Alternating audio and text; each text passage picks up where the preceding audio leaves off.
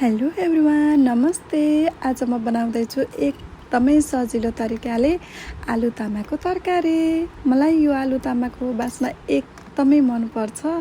यो बनाउन पनि असाध्यै सजिलो हुन्छ। यसलाई सबैभन्दा पहिले प्रेसर कुकरमा काटेर राखेको आलु तामालाई राखेर एक सिटी लगाउन दिने। त्यसपछि निकालेर कराई तताएर कराईमा तेल राखिदिने।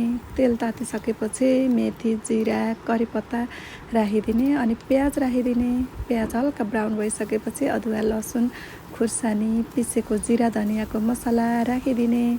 त्यसपछि टमाटर राखेर मजाले पकाउन राखिदिने अनि मसलाहरू पाकिसकेपछि आलु तामा राखेर मिक्स गरिदिने। मिक्स गरेर एकछिन छोपेर पकाउन राखिदिने। यसरी लगभग यो तयार हुन्छ। अनि हजुरहरूलाई हल्का ग्रेभी मनपर्छ भने पानी राखेर पकाउनु। मैले पनि पानी राखेर पकाएको छु। यसरी एक मिठो आलु तामाको तरकारी तयार हुन्छ। अनि यो तामा गिफ्ट गर्ने मेरो मित्रलाई पनि एकदमै धन्यवाद। Thanks for watching.